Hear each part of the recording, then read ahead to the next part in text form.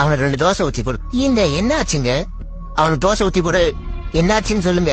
கேக்குறாள சொல்லு. என்ன பண்ண சொல்லு. நடு ரோட்ல நின்று விட்டு போட்டா வேணா போடான்னு கத்துறான்.